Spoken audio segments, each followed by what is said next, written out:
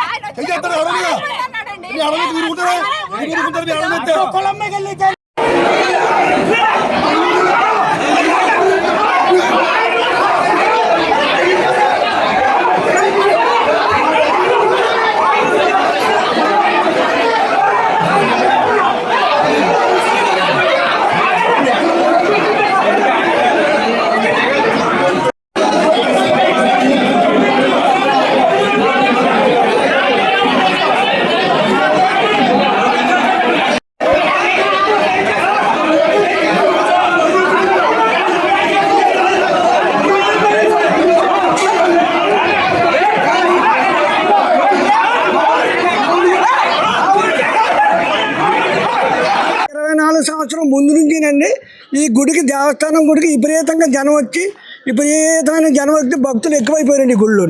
2024 నుంచి భక్తులు ఎక్కువైపోయారు కాబట్టి ఉండీలు పెట్టమని భక్తులు నిరాశతో తిరిగి వెళ్ళిపోతున్నారండి. అనేక పర్యాలు అధికారులకు తెలియపరచమైందండి. ఇక్కడ 2025లో అక్రమ వసూలు కార్తీక మాసం 4 రోజులండి.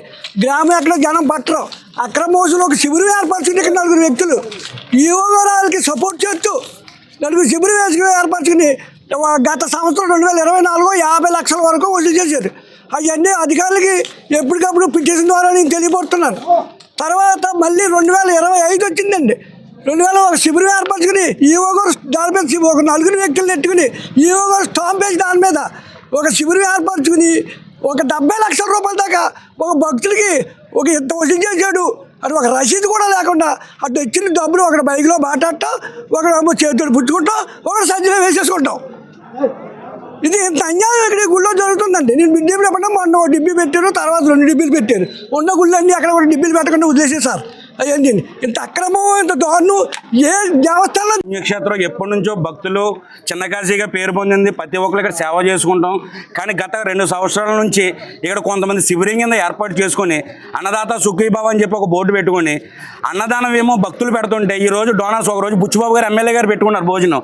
అలాగే నెల రోజుల్లో 27 రోజులు భక్తులు పెట్టుకున్నారండి. ప్రతి ఎవిడెన్స్లో ఉన్నాయి మా దగ్గర. 27 రోజులు భక్తులు పెట్టుకుంటే 30 రోజులు కూడా ఇలా శిబిరం ఏర్పాటు చేసి 5,000 2,000 సందాల కింద వసూలు చేసి అన్నదానం ఏమో భక్తులు పెడుతున్నారు. వసూలు చేసుకున్న డబ్బులు లెక్కలు లేకుండా గత సంవత్సరం 70 లక్షలు, ముందు సంవత్సరం 50 లక్షలు, మొత్తం ₹1 కోటి పైనే అక్రమంగా వసూలు చేసి అట్లా గ్రామం మీద ఏ సంబంధం లేకుండా వాళ్ళ జేబుల్లో పెట్టుకుని ఇప్పుడు కూడా లెక్కలు చెప్పట్లేదండి. గ్రామంలో విపరీతమైన అన్యాయం జరుగుతుంది.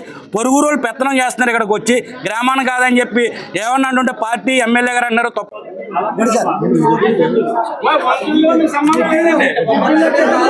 శ్రీగురుభ్యో నమః.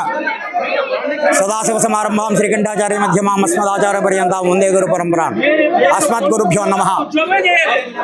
ఈ రోజున మన డాక్టర్ బిఆర్ అంబేద్కర్ కోనసీమ జిల్లా మన కాటన్కోన మండలంలో వేయించేసినటువంటి ప్రముఖ శైవ క్షేత్రమైనటువంటి కుండలేశ్వరుడు యొక్క క్షేత్రమైనటువంటి కుండలేశ్వరంలో శ్రీ స్వామివారి ఆలయంలో జరిగే అర్చకుల యొక్క సర్వీసు నిమిత్తమై ఈ వాటాదారులు ఒకరు సర్వీసులు మార్పు విషయమై చిన్న అపార్థాలు చోటు చేసుకోవడం వల్ల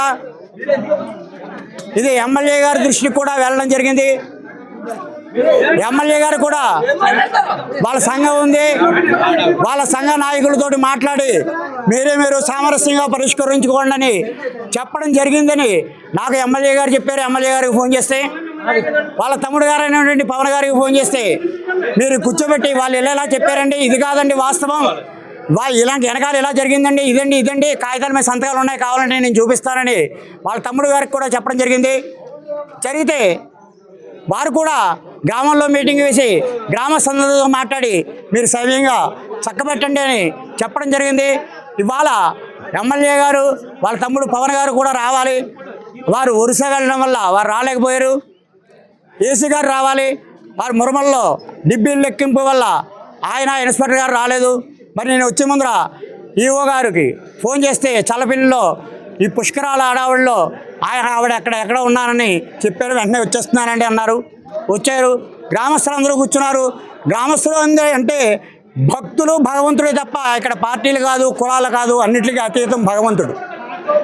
భగవంతుడు అనేవాడు అందరిలోనూ ఉన్నాడు.